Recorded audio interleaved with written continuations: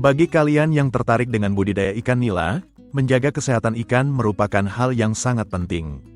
Penyakit pada ikan nila bisa menurunkan produktivitas dan menyebabkan kerugian. Nah, kali ini kita akan mengulas langkah-langkah efektif untuk mencegah penyakit pada ikan nila. Mulai dari pemilihan bibit, menjaga kualitas air, pakan, hingga pencegahan dan penanganan penyakit.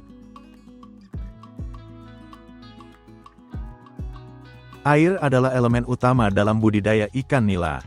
Kualitas air yang buruk bisa memicu berbagai penyakit. Air yang bersih dan sehat memastikan ikan tumbuh dengan baik dan terhindar dari berbagai penyakit.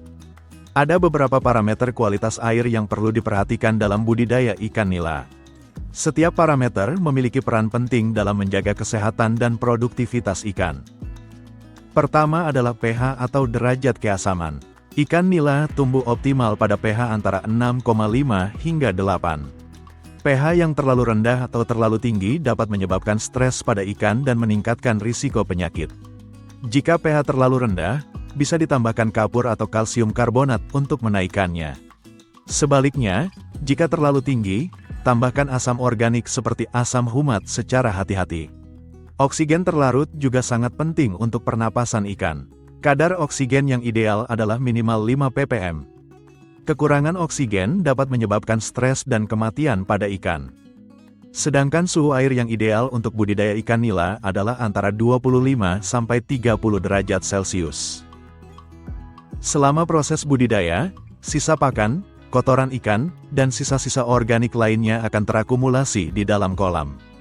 Zat-zat ini bisa berubah menjadi senyawa beracun seperti amonia, nitrit, dan nitrat jika tidak dihilangkan secara rutin. Amonia dan nitrit khususnya sangat beracun bagi ikan dan bisa menyebabkan stres serta kematian. Penggantian air secara berkala penting untuk mencegah penumpukan zat-zat beracun ini. Lakukan penggantian air sekitar 20-30% setiap minggu untuk memastikan air tetap bersih dan sehat bagi ikan. Perlu diingat, jangan mengganti terlalu banyak air sekaligus karena bisa menyebabkan perubahan mendadak pada kualitas air, yang dapat menyebabkan stres pada ikan. Proses penggantian air harus dilakukan dengan perlahan untuk menghindari gangguan pada ikan dan mencegah naiknya endapan dari dasar kolam ke permukaan air. Setelah penggantian air, periksa kembali parameter kualitas air untuk memastikan semuanya dalam rentang yang ideal.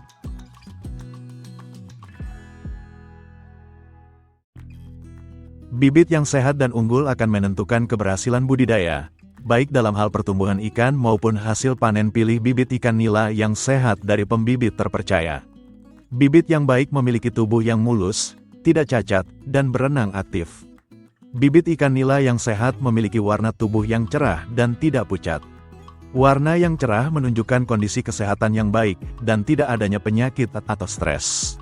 Hindari membeli bibit dari sumber yang tidak jelas untuk mengurangi risiko penyakit bawaan. Mungkin banyak yang tidak tahu bahwa bibit yang berkualitas akan tumbuh lebih cepat dan lebih merata, sehingga masa panen bisa lebih singkat dan hasil panen lebih optimal.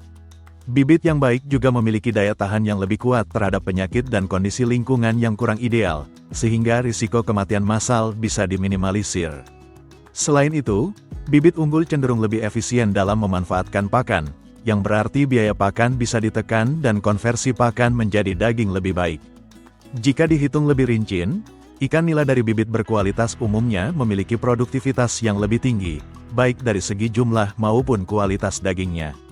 Setelah membeli bibit, penting untuk melakukan aklimatisasi sebelum menebar bibit ke kolam. Caranya, rendam wadah bibit di kolam selama 15-20 menit agar suhu air wadah dan kolam seimbang. Ini membantu mengurangi stres pada ikan dan mencegah penyakit akibat perubahan suhu mendadak. Pada tahap ini juga kita bisa melihat apakah ada ikan yang sakit atau tidak normal. Kita bisa melakukan karantina sehingga penyakit tidak menyebar ke dalam kolam utama. Tebarkan bibit secara perlahan ke dalam kolam. Penebaran yang tiba-tiba dapat menyebabkan stres dan luka pada ikan. Sebaiknya lakukan penebaran pada pagi atau sore hari ketika suhu air lebih stabil. Pantau kondisi bibit selama beberapa hari pertama setelah penebaran. Perhatikan tanda-tanda stres atau penyakit seperti perubahan perilaku, nafsu makan yang berkurang, atau munculnya gejala fisik tertentu.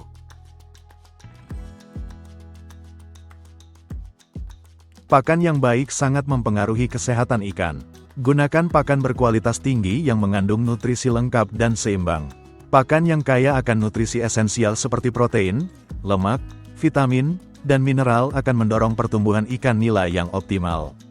Dengan pakan berkualitas, ikan akan tumbuh lebih cepat dan sehat. Jangan lupa untuk memperhatikan tanggal kedaluarsa pakan agar ikan tidak mengonsumsi pakan yang sudah rusak. Ada beberapa jenis pakan ikan nila yang bisa sobat berikan. Pakan alami berasal dari lingkungan sekitar dan tidak memerlukan biaya tambahan. Beberapa contoh pakan alami untuk ikan nila antara lain plankton, cacing dan serangga, serta tumbuhan air. Sedangkan pakan buatan biasanya diformulasikan khusus untuk memenuhi kebutuhan nutrisi ikan. Pakan buatan ini tersedia dalam berbagai bentuk seperti pelet, remah, dan tepung. Selain itu, juga ada jenis pakan fermentasi. Pakan jenis ini merupakan pakan yang telah melalui proses fermentasi menggunakan mikroorganisme tertentu. Proses fermentasi meningkatkan nilai gizi dan kecernaan pakan. Contoh pakan fermentasi adalah fermentasi ampas tahu dan dedak padi. Pada tahap larva atau benih, ikan nila membutuhkan pakan dalam jumlah yang lebih sering dalam jumlah sedikit, biasanya 4-6 kali sehari. Pemberian pakan yang sering membantu memenuhi kebutuhan nutrisi yang tinggi untuk pertumbuhan yang cepat. Setelah mencapai ukuran yang lebih besar, frekuensi pemberian pakan bisa dikurangi menjadi 2-3 kali sehari.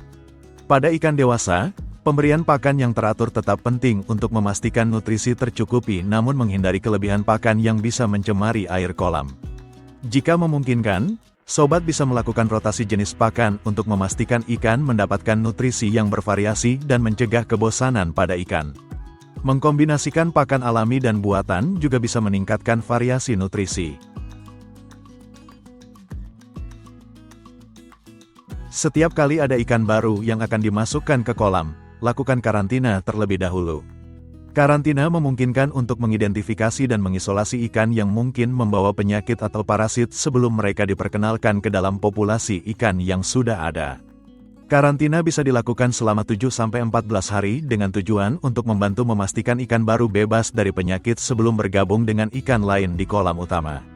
Selain itu, karantina bisa memberikan kesempatan bagi ikan baru untuk beradaptasi dengan kondisi lingkungan yang berbeda sebelum mereka menghadapi tekanan yang lebih besar di kolam utama.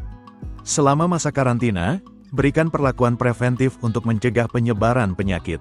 Pengobatan preventif adalah strategi yang dilakukan secara rutin dan terjadwal untuk mencegah penyakit atau infeksi pada ikan, bahkan ketika mereka belum menunjukkan gejala penyakit. Tujuan utamanya adalah untuk meningkatkan sistem kekebalan ikan dan mengurangi risiko penyakit secara keseluruhan dalam populasi ikan. Pengobatan preventif seringkali dilakukan pada periode kritis, seperti saat ikan masih kecil dan rentan terhadap infeksi, atau sebelum musim hujan ketika risiko penyakit meningkat. Beberapa jenis perlakuan preventif salah satunya adalah pemberian vaksin. Vaksinasi merupakan salah satu bentuk pengobatan preventif yang umum digunakan dalam budidaya ikan nila. Vaksin dirancang untuk memicu respons imun ikan sehingga ikan menjadi lebih tahan terhadap penyakit tertentu. Pemberian obat antiparasit secara berkala juga dapat membantu mencegah investasi parasit pada ikan. Beberapa jenis parasit yang umum pada ikan nila antara lain protozoa, cacing, dan kutu air. Dalam beberapa kasus, obat antibakteri dan anti jamur juga diperlukan untuk mengurangi risiko infeksi bakteri dan jamur pada ikan di lingkungan tertentu. Penggunaan antibiotik sebaiknya dihindari kecuali dalam kondisi yang memang membutuhkan, agar tidak menyebabkan resistensi bakteri. Pemberian suplemen nutrisi seperti vitamin dan mineral dapat membantu meningkatkan sistem kekebalan ikan sehingga lebih tahan terhadap penyakit. Pastikan suplemen yang diberikan sesuai dengan kebutuhan nutrisi ikan.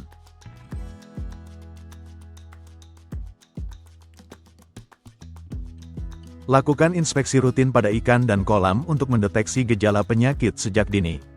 Gejala penyakit bisa berupa perubahan warna, lesi pada tubuh, atau perilaku yang tidak normal seperti berenang lambat atau tidak nafsu makan. Hal ini juga berlaku untuk lingkungan kolam. Dengan melakukan pemeriksaan teratur terhadap kualitas air, kita dapat mengidentifikasi perubahan yang mungkin terjadi seperti peningkatan kadar amonia atau penurunan oksigen terlarut yang dapat memengaruhi kesehatan ikan. Kita juga bisa mengevaluasi kondisi kolam secara keseluruhan, termasuk struktur, sirkulasi air, dan keberadaan tanaman atau penghalang lainnya. Penggunaan obat bisa dilakukan untuk mengatasi penyakit tertentu. Itulah sebabnya kita harus paham tentang penggunaan obat dalam budidaya ikan nila, termasuk jenis-jenis obat yang umum digunakan, kapan dan bagaimana menggunakan obat dengan tepat, serta hal-hal yang perlu diperhatikan saat menggunakan obat. Jenis-jenis obat untuk ikan antara lain obat antibakteri, antiparasit dan anti jamur. Pantau respon ikan terhadap pengobatan, termasuk perubahan perilaku, kondisi kulit, dan gejala penyakit lainnya. Jika terjadi reaksi yang tidak diinginkan atau tidak adanya perbaikan dalam kondisi ikan, sobat bisa mencari penyebab lain dari penyakit yang muncul. Jika perlu, segera konsultasikan dengan ahli perikanan atau dokter hewan perikanan.